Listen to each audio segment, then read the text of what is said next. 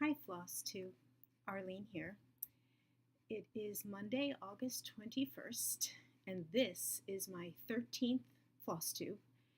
I'm hoping that just because it's number 13, this isn't going to be bad luck. Here in the United States, for a good portion of the United States, this was Eclipse Day. Where I am in New Jersey was supposed to be 70 to 75% totality. Depending where you were, I hope it was a little bit more of an exciting show than it was for me. I was sitting outside for a good part of the afternoon, expecting it to at least feel different, see some difference in the skies in terms of some darkening, and I don't know what to say. It didn't seem that much darker. It got a little bit cooler. Been seeing lots of cool posts online, including some people that seem to be in my near area, but it was a nice day to be sitting outside. I'll give it that much. But I think I'm just gonna think of this day as being here with you all. I have a number of things laid out in front of me, as we always do. I'm feeling contemplative today. I had a friend visiting this weekend. We did a number of things. I feel like I'm behind on watching Flosstube, of course. I haven't been able to work on stitchy related things. I feel like most every day in my certainly this summer, has been working on designing relating things, and I haven't been able to do that for a few days, and I'm feeling off. And it's an odd feeling. And I combine that with the fact, as I've shared, I'm a teacher, and I always feel, as most teachers do, there's a hard transition that's coming up. So I start my faculty meetings on Wednesday this week, and it's hard. Every year there is a transition period where I know that I'm giving up what I have been spending time in the summer doing, whatever personal things. It's often been a lot of lace time in the summer. This summer it's been a lot more in the stitching world, and it's really been about the designing work and how much I've been pursuing that, and how much I've been being a part of the Flosstube community. And I'm worried about the time that I'm going to lose once I have to start doing a little bit more of those adult things. But we'll see how that goes. I was thinking a lot about something in particular I wanted to share. Well, a few things. Ingeborg, in her Stitch Too Far, her last video, which might be 2 weeks old at this point, when I lose track, how long, whatever. Her last video that I watched, it was her Flosstube anniversary, her 1 year anniversary being on Flosstube. And she was sharing a number of different things. And one thing she commented on, which just connected with me so much, she said her videos had gotten longer. And one piece of that is that she realized that she had been feeling more comfortable in the community. And naturally, when you feel more comfortable, you start sharing more. And that's how I'm feeling. And I'm just thinking about the things that are laid out in front of me and some of the stuff I'm going to share about today, and that rings true. And then very specifically, I was thinking about a few videos ago, I shared, a few years ago, I had a wonderful opportunity to go on a trip to France. It was the video that I shared a piece related to the Bayeux Tapestry, and I want to come back and talk more about that trip, because there's some other needlework pieces. I'm not sharing about the trip right now, but there was a part of that trip where there was a day going to this international lace event that happens every 2 years, and it was just part of the itinerary. And by that point in the trip, little groups of pockets of people. I've never been on a tour group before or since, so if you've been on one, maybe you know this, I think this must be typical. Little pockets of friendship start to form. And Mary, someone who is a good friend of mine now, because we actually happen to live close by, by that point in the tour, people knew, I'm ignoring the phone, people knew that I was a lace person, and people knew that I was so excited for that day. Different people had their days that they were so looking forward to. And we would, if we were at a museum or an exhibit or something, we were often with a group, or 3 or 2 of us would be together. So we're at this convention hall kind of thing, and people are, we knew the instructions: meet back here at this place at 4 o'clock this afternoon. And I'm getting ready to say to Mary and a couple of others that I would tend to kind of stay with, that I need to do this one on my own. I need to just be in my own place and do my shopping and do my experience. I just need to be on my own. And Mary looked at me and said, Arlene, we get it. We are your friends, but these are your people. Go, have a great day. And so here's the deal, Flosstube. You are my people. And even when I have a good friend visiting, she's a college friend, it's a long relationship and it's wonderful. You are my people, and you all can understand the things that are in front of me right now and the things that are important. And I believe that there's a bunch of you out there that feel the same way. I have to believe we all have people in our lives that are non-stitchers that don't even understand how this could be so important. And I think we all kind of reach out to Flosstube looking for our people. So I need to reconnect with my people right now. So I'm going to do it. All right, here we go. So the first thing on my notes is just revisiting something from my last video when I shared about patterns, and I needed to follow up with a number of comments and questions that have been asked about Mrs. Benson's sewing box. So if you recall, this is a sewing box. There you go, right there. An actual box owned by McKenna, Every Stitch Counts. And I had created a pattern that goes with it, and where the questions are about is not about the stitching pattern, it's about the story and how I had done this research, really trying to trace down the Mrs. Benson, that the side of the box has a name and a date, right there. And because it's a unique name, Alveiled is the way my mind says it, I was able to write an essay about what I found out about her. And so the questions I got basically fell under 2 categories. How do I know that I found the right person? Or why do I feel strongly enough that I wrote a whole essay? And, well, let me start with that one. So, and as I said, if this had said Mary Smith, wouldn't have gotten anywhere. It's because there's an unusual name. And it boiled down to this, to do any, and I'm no genealogical expert, but to do any research with that name, Alveiled and Benson, to find anyone who was alive in 1949, not that I found evidence of anyone alive, anyone with that name was even not alive in that parameter, but I really only found 3 people with that name. 3 would seem like distinctly different people. One of them had that name in the 1940 census. I think she was like 20-something years old in the 1940 census. And when I started to trace her, I found out that she got married just a couple years later, and she was not Alveiled Benson anymore. Eliminate her. Another person, there was a record of a woman with that name arriving, I think through Ellis Island, or arriving through immigration in some way in like 1919 or thereabouts, with a handful of kids, no male traveling with her. And no evidence of what happened to her.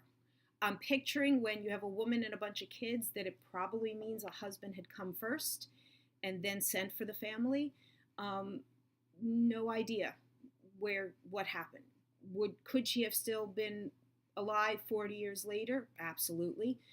Could this have been her box? Maybe. Sure. So that Alveiled is lost to me. And the third Alveiled is the one that I pursued. So given the first one definitely was not Alveiled Benson in 1949, and the second one was lost, I went with the third one. And again, I also can acknowledge that this could be someone who painted this in 1949 in a totally another country and then came to the United States. Who knows? But that's why the woman that I went with, there really was evidence of only 3 women with that name in the United States in the 20th century. And then the second question or second comment that more than one person said was more along the lines of, it's so cool that you did this research. Maybe in some way her relatives will find out and they can reunite with the box. Well, number one, I don't think McKenna's given up her box. And number two, part of what I learned is, assuming I have the correct woman, she had one daughter in a first marriage with a very common name of Alice Anderson. Couldn't possibly trace her. By the time she was Alville Benson, that was her second marriage. I believe the box went with her husband. She died first, went with her husband. Her husband had one daughter. The husband lived with that daughter in the last years of his life. This is my hypothesis. His stuff, including this box, stayed with the daughter after he died. Daughter had no children. So her husband died. Daughter died in 1997, so about 20 years ago. So I don't think there's any relatives that would be finding this. I mean, I think that's why it ended up in a thrift store, in effect. So I don't think there's anyone that, but hey, you never know in this world. But I think that's why there never will be anyone sort of reuniting with that box. But I think that becomes sort of the fascinating piece when you find something, whether you're a thrift store person or wherever, when you find something with a name and you wonder, how did it get there? And if you could actually find how it got there, was it mistakenly gotten there? Is there ever any interest in wanting it back? And that always fascinates me. Later on this video, I have a story to tell, sort of in that vein, but I've got a lot of other stuff to do first. Okay, that was my follow-up to Mrs. Benson. Okay. Next on my list is what I've been stitching lately. And I smile because, well, because I've been enjoying this. If you are on Facebook or Instagram, you have Facebook on Stitchmania or Instagram. I'm Works by ABC on Instagram. I'm just Arlene Cohen on Facebook.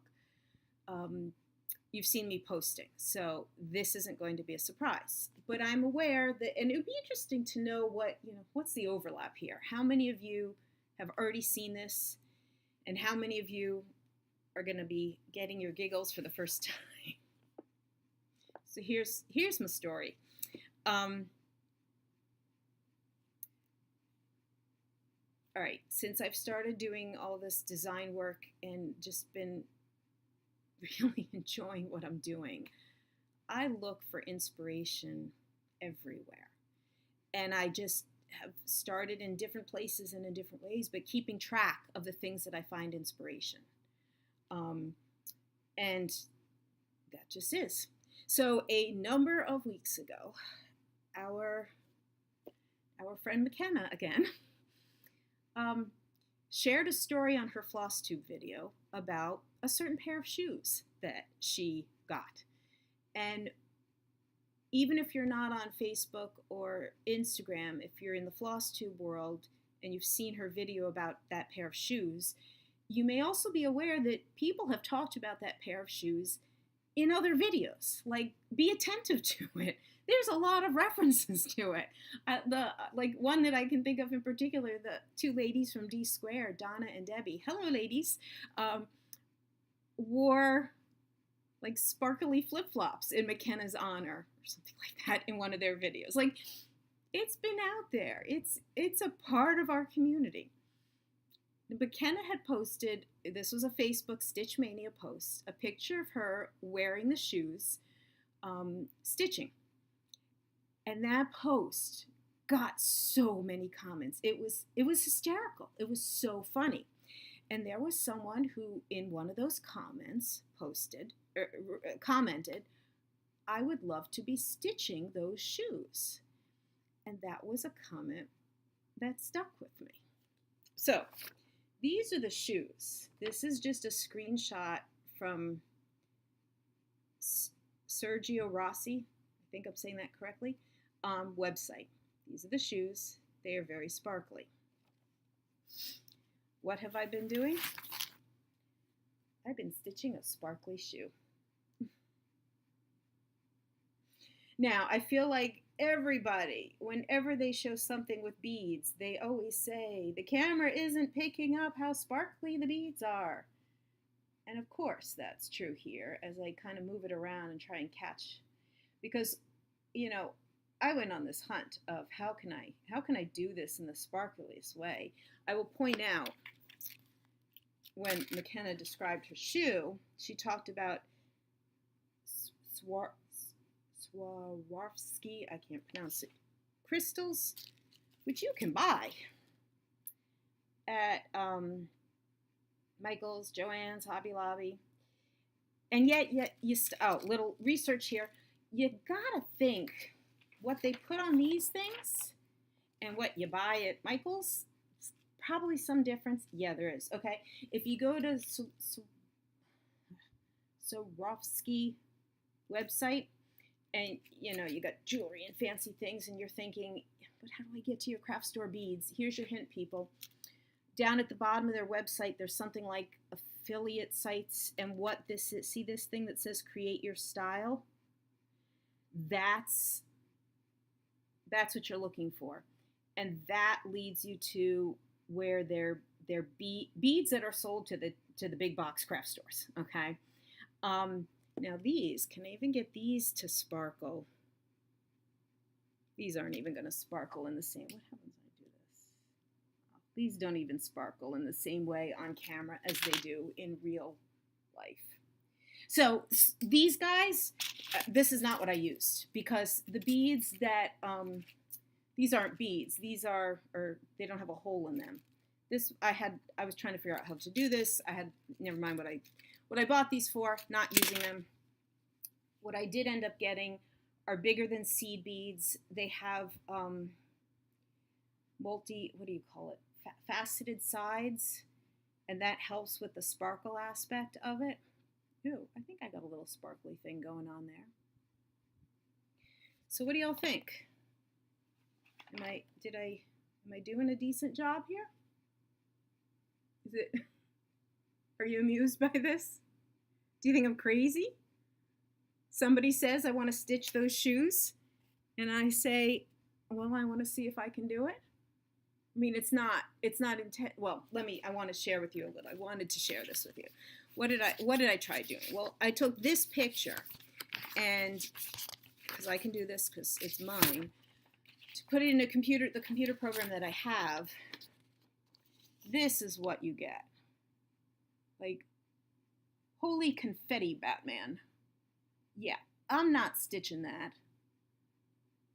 I don't know any of you that would do that. I mean, right, no, I take that back. Those of you who like Hades and things like that, maybe. But I'm not even convinced this would produce something that great, because I limited this to 100 by 100 stitches, I think. I didn't want a huge, if you want more details, you have to make it larger size. But I was just kind of curious what would happen. I mean, you could see from a distance, it's the right idea. But I just wanted the basic idea. Now, I'm kind of curious, would appreciate your thoughts. I mean, by the time you see this, it's sort of, well, we'll figure it out. Right now, I have literally completely used 2 packages of beads. Do you think 3 packages is going to do it? Or am I going to have to go to a 4th? Results will be known soon enough, but you could cast your vote if you're interested. That's just an amusing aside. If you wish to have an opinion on that, do you think, because there's an awful lot of, this is going to be, like, really, I'm working from a picture to kind of figure out the definition of the loopy-loops down there. We'll see.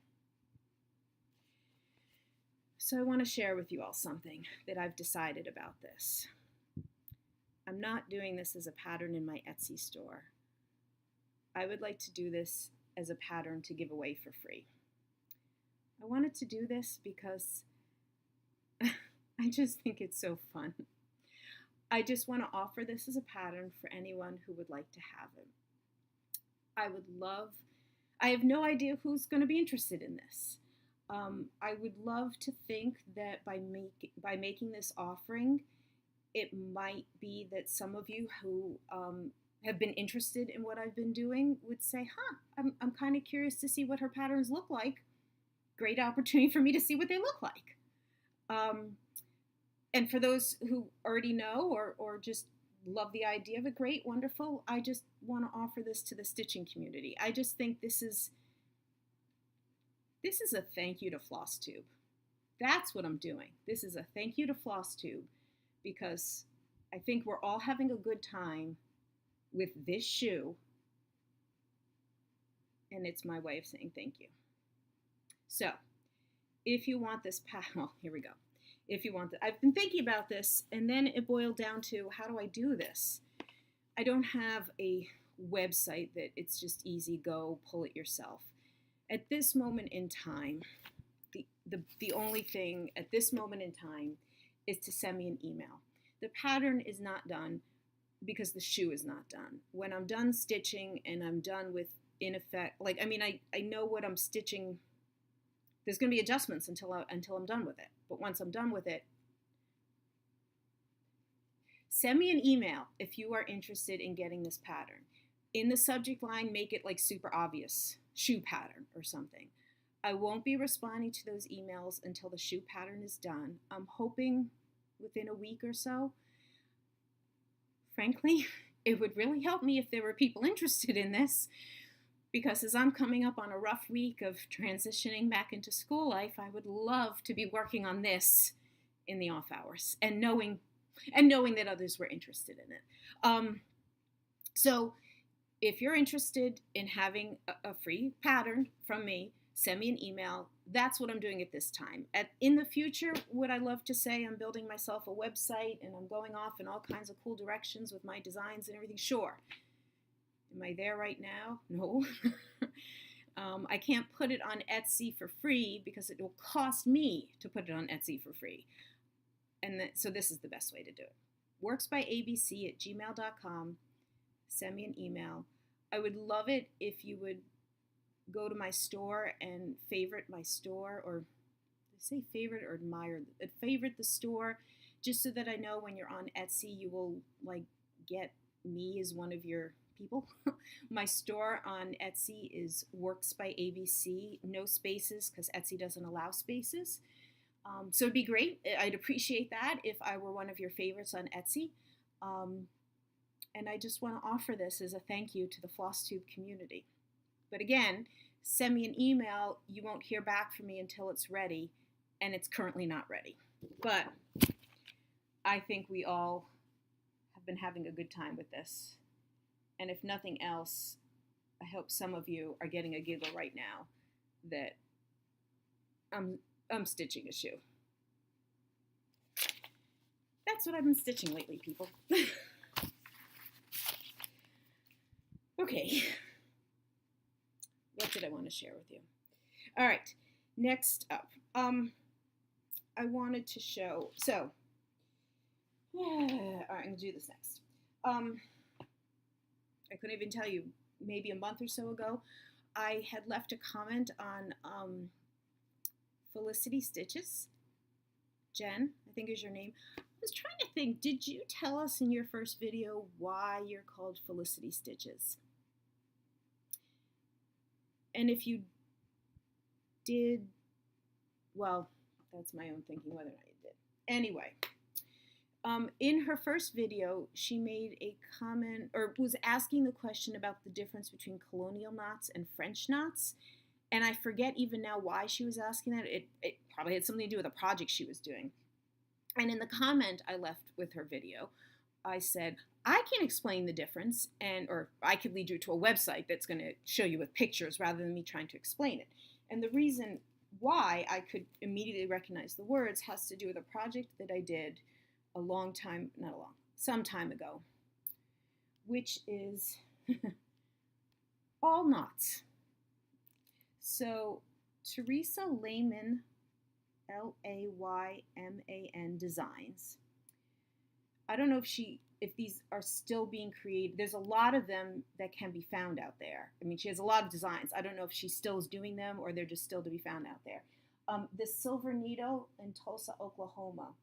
I know, I mean, I don't know if they're like her exclusive distributor or whatever, but I know that's where I first knew of them. I've seen them in the Silver Needles email newsletter multiple times. I was intrigued. What do you mean that's all knots? That's all knots?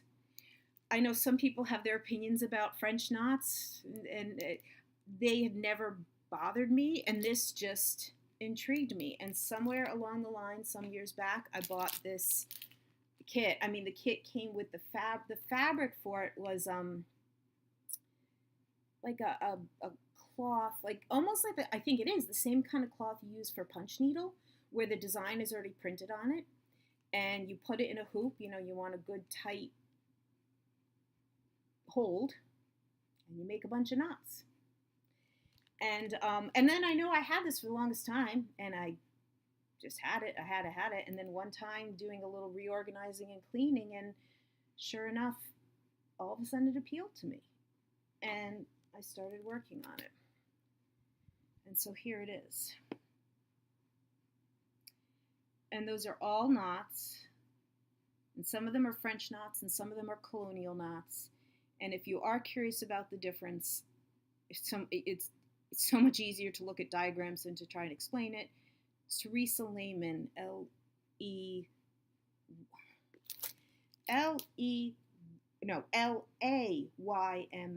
Did I say E before?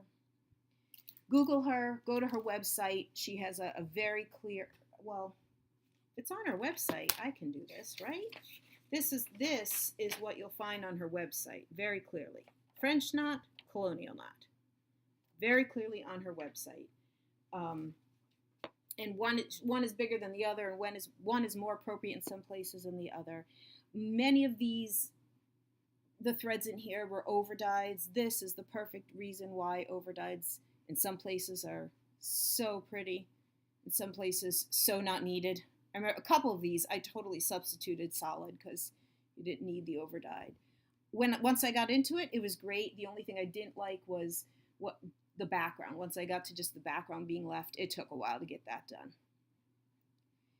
And I know I was somewhere where I was like at I think it was the EGA Regional Seminar Market Night. I just drove up for the market night, and there was somebody there, if it was a store, somebody selling a whole bunch of these. And some of them are so pretty, and it really has to do with the threads that were used. Sweet little designs. I mean, they could be used, in some cases are used in dollhouses, like literally a rug in a dollhouse. And I was so tempted that night to buy like 3 of them. I had to stop myself and say, wait, you had to like pull teeth to get one of them done. You are never going to stitch these others. And you will have plenty of opportunities to buy them again. Anyway, the Silver Needle in Tulsa, Oklahoma, I know, because that's in effect. I feel like I probably saw them at some show. I've never been to Tulsa, Oklahoma, but I feel like, I mean, that's the tag on the thing there. I bought it, but it wasn't, it was at some show. So I know it's on their website because I know I've seen them on their newsletters. You can see them. I don't know where else you can get them. But if you really love French knots, or knots, you can certainly give that a try. All right, next thing I wanted to share with you. The last time when I was sharing about patterns, I briefly mentioned how one of the patterns I was doing was inspired by an old pattern book that wasn't cross-stitching. It was filet lace, and I didn't even go on much what that was, but I realized I had never shared with you filet lace. And so I took out this book today, and of course it made me, oh my God, I want more hours in the day. I want to pick this back up again. This is a book that came out in 2006. So it's a very modern book on how to do what was an old technique. It's needle. It's completely a needle thing. It is not a bobbin lace thing by any means. Sure, it appealed to me because I see the word lace, and of course I'm interested to know what it is. But it's even different than typical needle lace. But if I could just show you briefly, what can I show you briefly? To help you understand how you could look at a filet lace pattern and say, oh, there's a connection to that pattern and a cross stitch pattern. So like here, you could see a chart. It's all on a like graph paper, and you could see how that connection was made. So this is a wonderful thing, and it starts out with 12 lessons. Those are the 12 projects you can make with the 12 lessons. Learning one bit at a time. I mean, very well done. And you could see here, I'm going to do this. So this was the first one.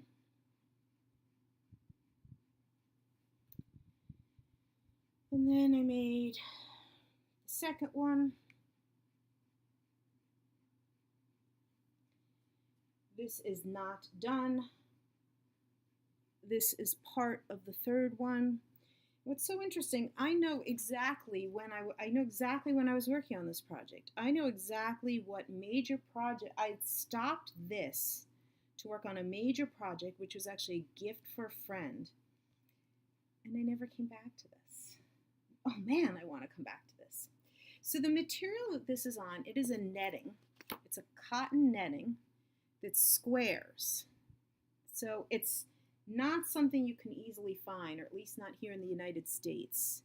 Really, I mean, the back of the book said you could get it from Laces, which is how I pronounce it, but I'm not sure how it's really pronounced, from California.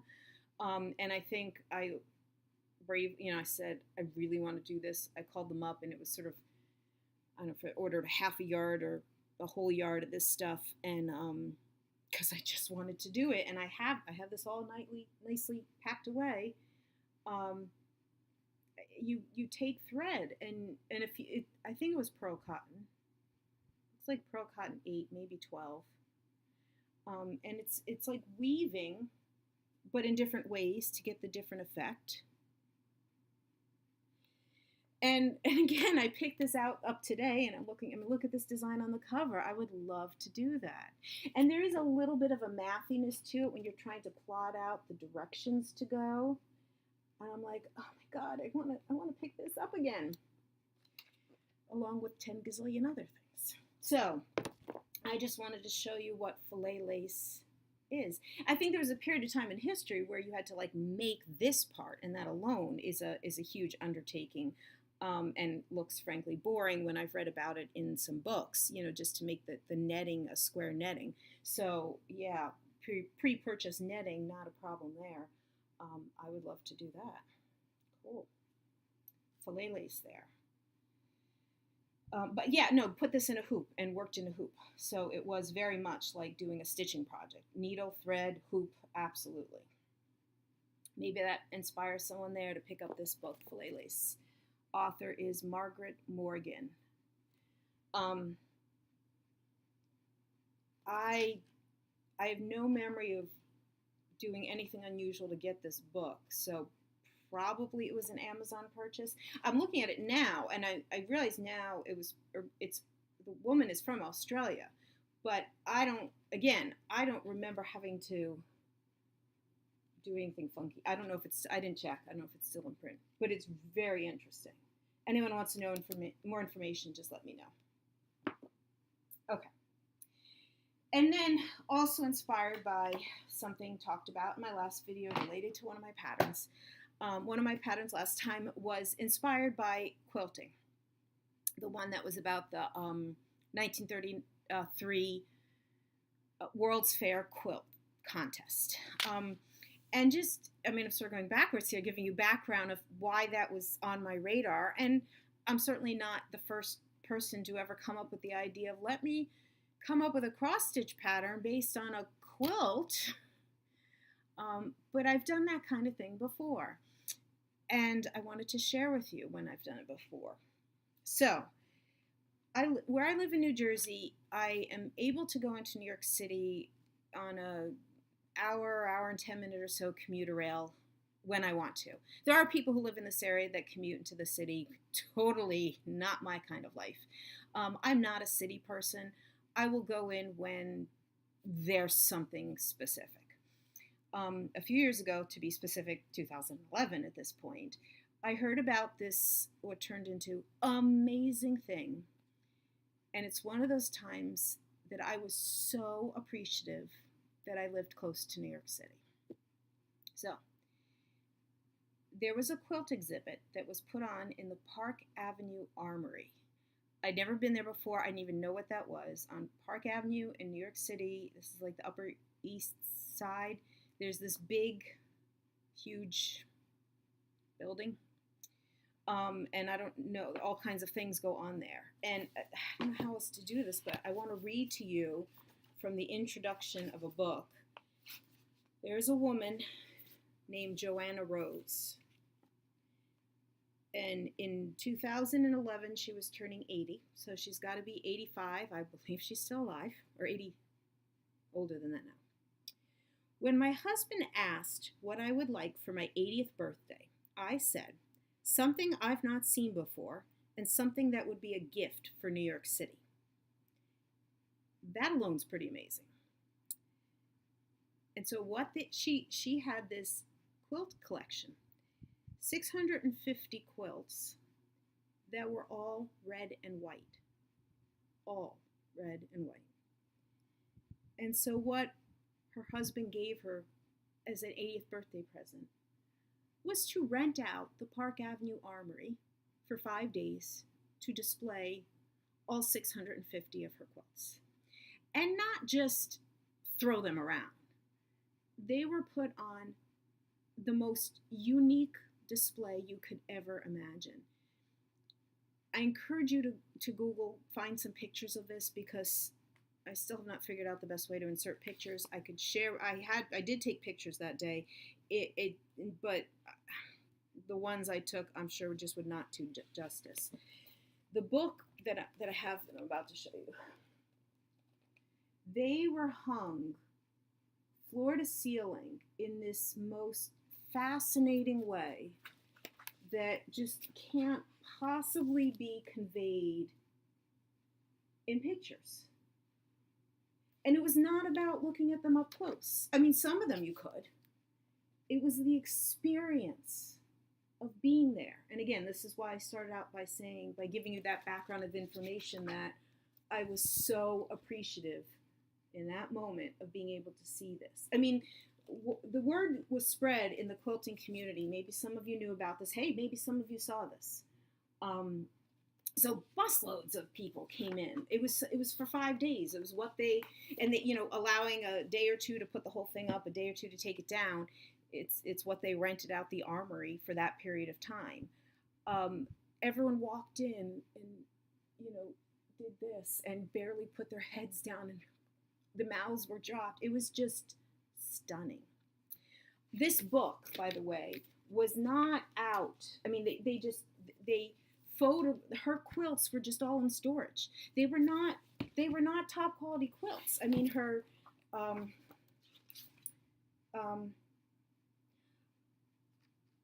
I did not set out to collect quilts. I have the instincts of a treasure hunter, not a collector. That's like a lot of you when you're thrift store hunting.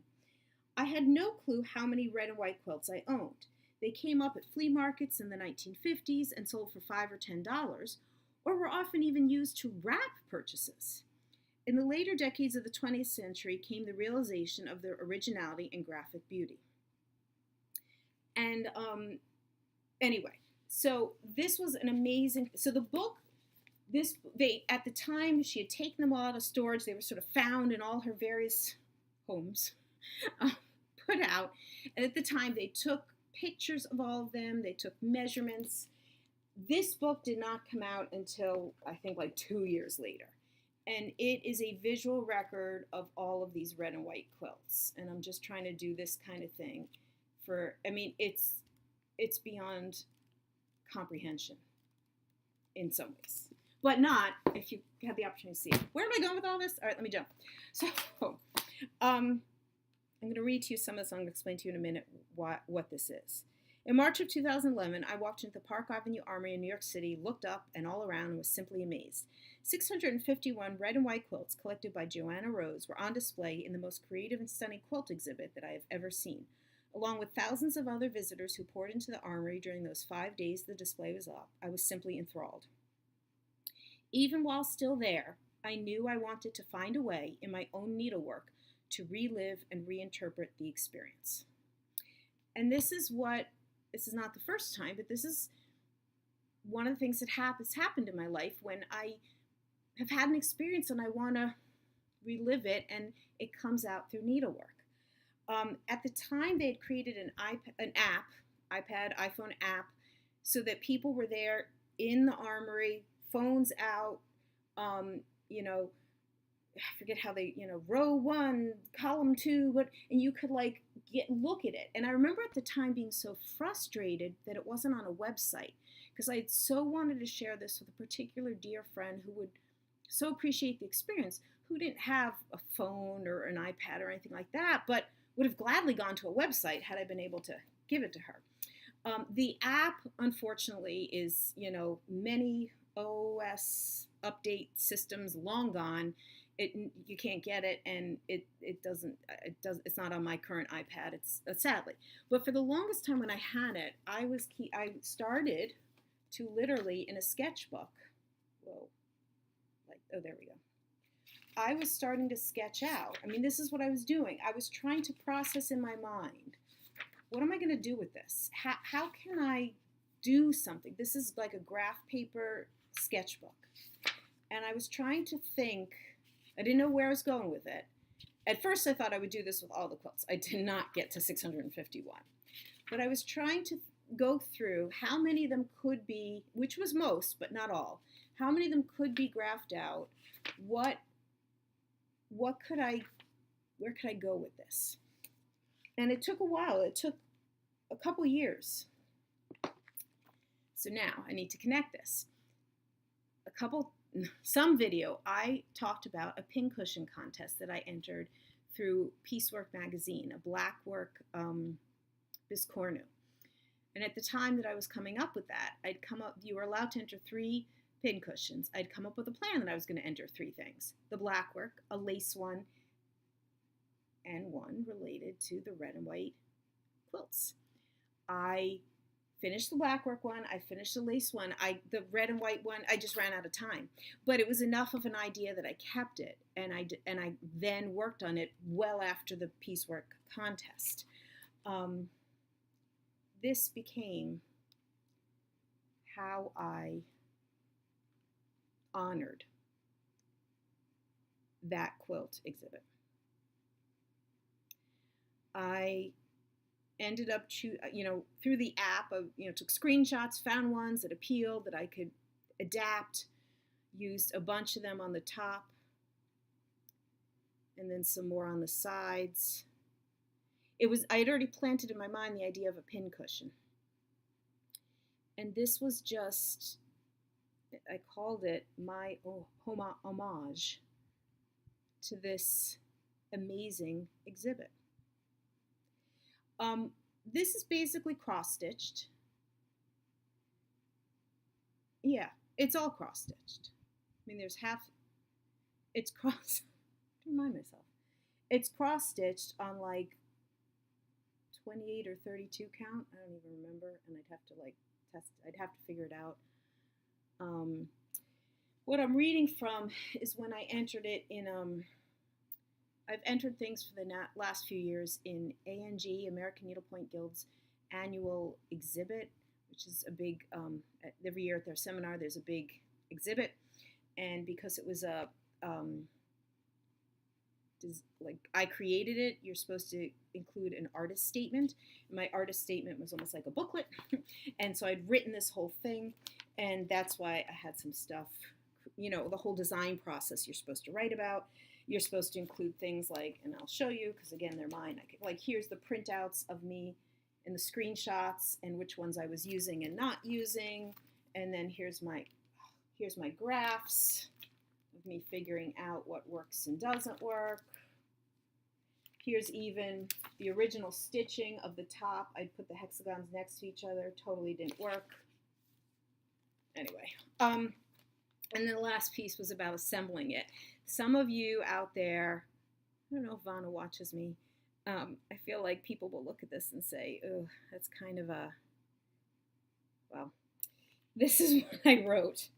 Because it was a competition, so I knew how I wanted these pieces to come together, but I struggled to make the finishing of my little pincushion precise and crisp. Then again, a pincushion is supposed to be a functional item, and sometimes function and beauty can go hand in hand in less than precise ways. That was my explanation of why it wasn't super duper precise. But this was a pretty important project to me because it honored an amazing thing that existed out there. To this day, I am intrigued and fascinated by this magnificent exhibit that inspired me to create this piece. My pincushion is my homage to Mrs. Rose's collection of red and white quilts and the extraordinary exhibit of them. So I wanted to share that with you. I can also say that the A&G exhibit is going on pretty soon. This year it's in Anaheim, California is where the seminar is. If any of you live in the Anaheim area, a few years back when it was in Philadelphia, I've never gone to the seminar. I've never taken classes or anything, but it was in Philadelphia. I drove down. It was open to the public to see the exhibit and some of those parts of it.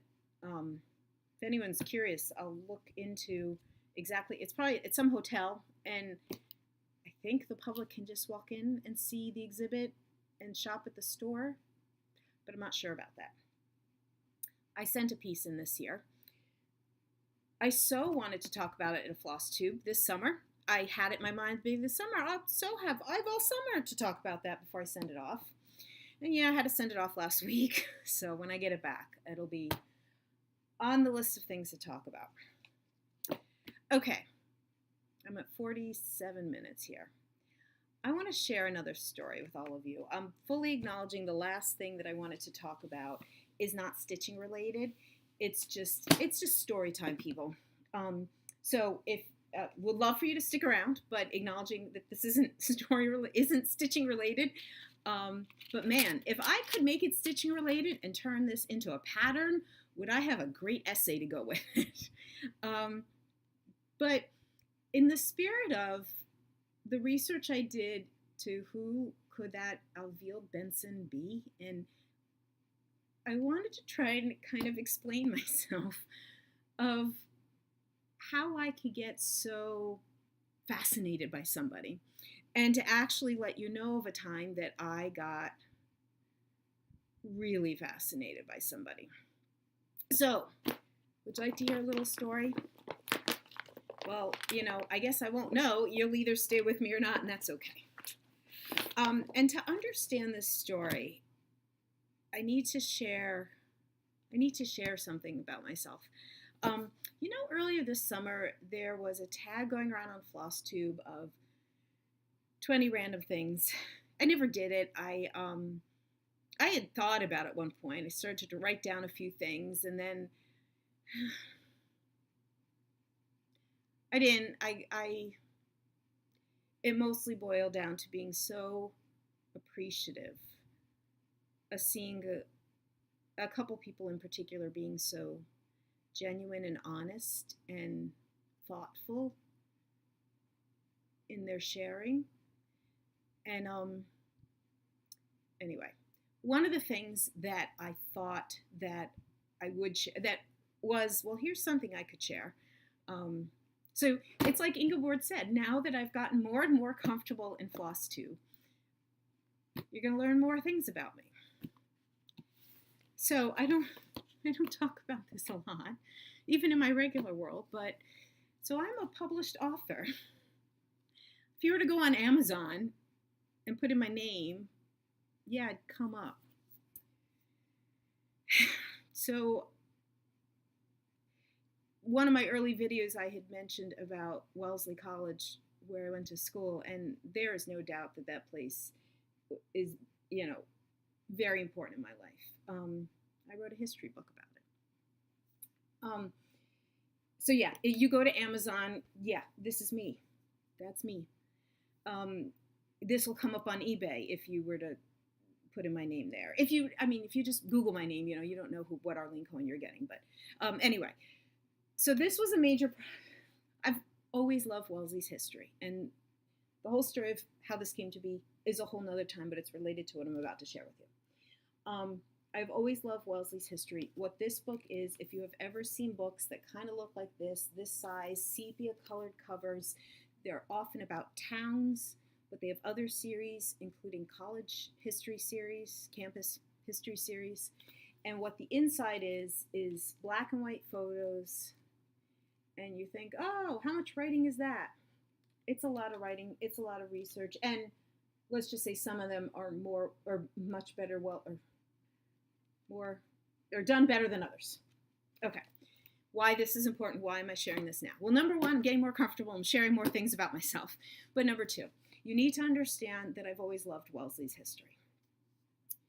And as a part of that, I haven't been doing it in the last few years, but as a part of that, I have been collecting a lot of Wellesley memorabilia, and as a part of that, collecting old Wellesley postcards. And the collecting of like old postcards, is like a thing out there. There are postcard shows that you can go to, and I've gone to some of them. And I didn't it wasn't really so much at this time, but soon thereafter, I started collecting Wellesley postcards and have like 500 of them.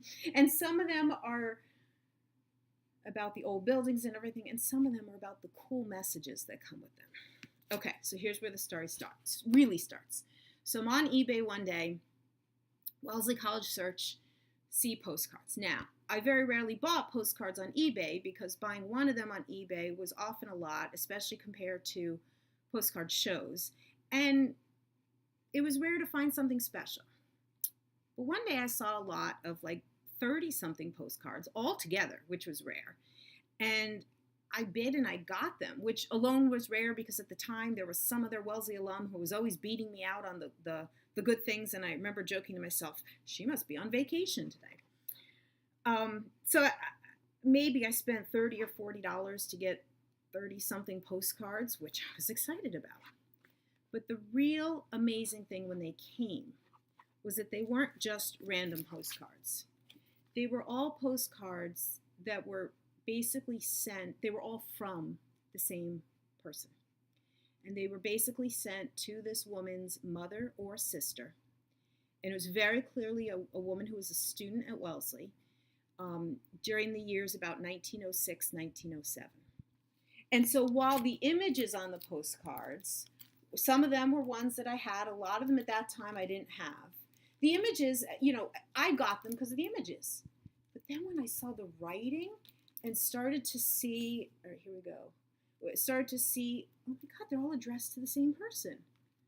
Or either, recognize the same last name. They're all coming from the same person. I had this amazing treasure. And then to realize how special the treasure was. I'm going to pull this one out. This is going to the sister. The sister's first name is Cynthia. Can you see where it's going? Baghdad, Kentucky. That's no major metropolis, people. That's a tiny little town in Kentucky.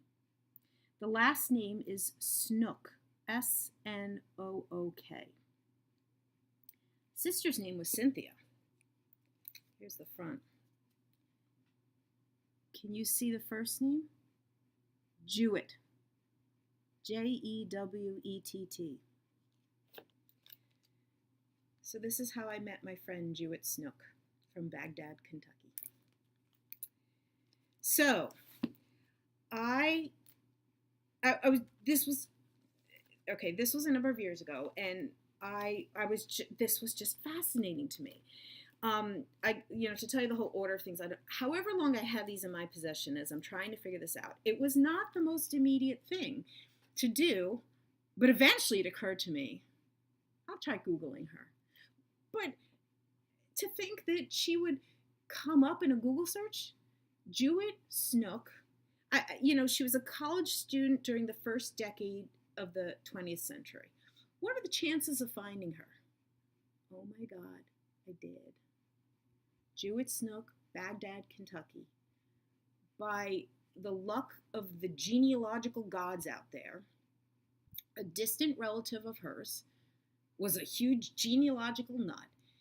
And this probably was before Ancestry.com existed. 2007, 2008, 2000, however I played this out, because there was someone completely open access. I got to it right away, like easily. He had this extensive family tree, and Jewett, Snook, Baghdad, Kentucky was on his extensive family tree. And it was something like, I was just rereading all this stuff today. I have this huge folder of things. I took it out today because I knew I was going to talk about it today. This guy's great-great-grandfather was the brother of her father, something like that. But because he did this extensive research thing, she was there. So from his website, I got her birth and death dates, the sister. Like, I found the basic information, and like more than basic, because he had pretty extensive stuff, from all the information that could be gathered from census records, and already, like, immediately had questions. There were no children. She was married, but she was married late in life. The sister never got married. Like, very interesting things that I picked up on right away. At some point, I contacted Wellesley Archives because I already had a good relationship built with the people there because of my own research. Because this book, I had a lot of research going on in the archives. And they helped what they could, but sure enough, she went to Wellesley. She graduated in 1910. I could put together pieces there, but she wasn't anyone who stayed in contact. They could only share what they could. At one point, I'd visit friends in Boston, and one point in those years, I did go out to Wellesley. I, did what things I could do in person, and I was able to find in old alumni magazine a little bit more description that a friend had sent in after she had died, and a comment about how her and her sister died together in a car accident, which explained why their death dates were in the same year. Little pieces of information here and there. The archives were able to tell me the name of the high school she went to. We're able to explain, like, the first two postcards here are sent to Jewett. Miss Jewett Snook, Baghdad, look at that date, 1906. And they are sent from these two women. Well, I hope you will be happy here soon. We are looking forward to, we wish we could introduce you to Wellesley. Miss Lily and I send love. Piecing this all together, these two women were Wellesley graduates, but they were teachers of hers. And, all right, I'm trying to shorten this up a little bit. I became really fascinated with Jewett Snook.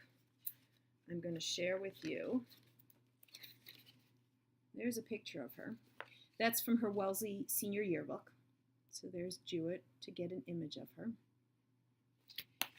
And this puts it in context. There's her signature. And that signature, well, what I ended up doing, after this simmered for like a year and a half. This was not an immediate kind of do it all in one weekend kind of thing. I went out to Louisville, Kentucky. I had, figured out that if I wanted to learn more, there's a limit of what you can do from a distance. And so the friend who, this is why it was all coming up this weekend, the friend who was visiting me here used to live in Indiana. And long story short, I was going to visit her.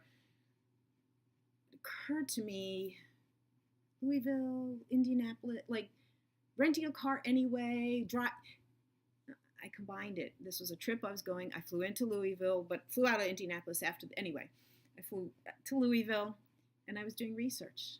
I went and visited the archives. The school, the private girls' school that Jewett went to at high school, was like a feeder school to the women's colleges at that time. Like, they were preparing girls, young women, to go to college, which was So unusual. And they send a lot of them to Wellesley because so many of their graduates. That school doesn't exist anymore, but the building exists. I went to visit it. And this is a dark picture. It's like an antique gallery now. But the room that was the dining hall is a restaurant. It's where she had her meals. It's a boarding school. I went to Baghdad, Kentucky. Before I'd gone, I did my research. I knew she had died in Baghdad. She lived in the same home. Yeah, she lived in what had been her father's home, even though she had gotten married. I took the chance. I don't remember how, whatever extent I did this, but I remember eventually talking to a person on the phone. I knew she was buried in Baghdad Cemetery. I went out to Baghdad Cemetery and just kept walking around and walking around and walking around, trying to find what felt like the oldest place. And yeah, I found her. There's her gravestone. And it was a pretty tall monument. Her mother, father, herself, her husband, and her sister, 5 of them were buried there. There's so many more details that I could share with you. This signature came from my going to the Historical Society in Louisville, that the records of the private school that she went to were in their storage facilities. And outside researchers could go, so I bravely went. This is Jewett officially signing in for like her senior year or something. That's her signature. And after she died, it was a car accident. After she died, there was nobody left in her life, in her estate. Her and her sister were the only ones living there. And then this was I was in the, Baghdad was the small, Shelbyville is like the larger town nearby. And I was in the Shelbyville library looking at old microfilm, microfiche newspapers. And this was in the local newspaper I found. They were auctioning off everything.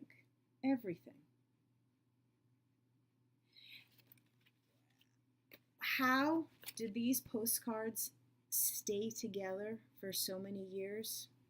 No way to understand that. Like, I tried to imagine that they were in a dresser all together and somebody at the auction bought the dresser, and who knows? I mean, that's the fact. What little I know about postcard, and this came from learning all about the postcard world from a colleague of mine, the way dealers buy boxes and buy estates and so on, and they usually get all split up. So how this many stayed together is just beyond understanding. What is this little booklet I keep showing you? So I'd done all this research. I needed to do something with this, and it was like a personal mission. I did a whole bunch of writing for myself. I wrote this like a story, sort of my own little. I called it Jewett's Story.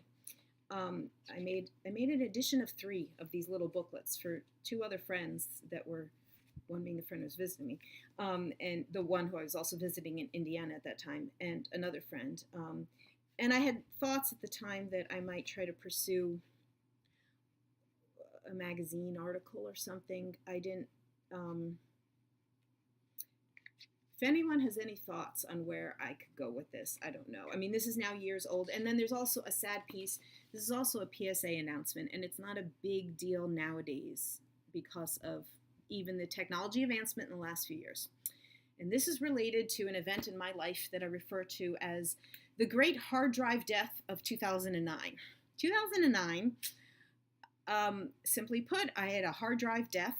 And I had not been good about backing up things, and it was a school computer that I was using. The school, because I was relying so much on the backup system, they backed up all the files of everything except for music, pictures, and video.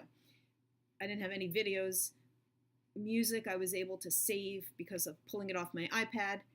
Pictures I lost, and it had been about 2 years or so since I had even thought about backing up pictures. Nowadays with the cloud and everything, do yourselves a favor, people. Stop right now. make sure you have everything in your life backed up in some way. So I don't have the pictures I took on that trip. The only ones I have are the ones that were saved within this Word file. I have this Word file because all files that I had, like documents, were saved, thankfully, through the backup of the school stuff. But the only pictures I have are within this Word file. There were lots of others. And if the idea of pursuing any article through my alumni magazine, not an option. But if you know of anything like an historical direction, or I don't know, to me, it's a case of somebody who just, and it's thanks to an unusual name, you know, Jewett Snook, Baghdad, Kentucky. If she had been Mary Smith, New York City, this would have gone nowhere. If that guy had not been related to her, and there had not been that initial find of her basic genealogical information, I might not have even pursued what I did through the Wellesley archives. I don't know. But to say that I went to Louisville and Shelbyville and Baghdad and did the research that I did, it just goes to show that I can become quite fascinated when it comes to a good story. So thank you for those who've stayed around to listen to my good story. So, as always, I love being a part of this community. I was just listening to Lori Mischievous Stitches this morning, and she was ending a video by saying how so very much she appreciates the comments. And I wanted to thumbs up, applaud in any other way you can appreciate, say yes, yes, yes. It does mean so much, that interaction with all of you. I can't tell you how much it brightens my day. And again, I'm coming up on some rough days here, so all the more reason that I need my people. I need all of you to be fresh and foremost as much as possible. Because I'm thinking I'm either going to have a rough time timing-wise, life-wise, coming back to Flosstube, or when will I do my next Flosstube? It's either going to be a rough few weeks, or going to be back very soon because I need you all so much. So we'll see. Thank you all so much. Thank you for hanging in here. Until next time.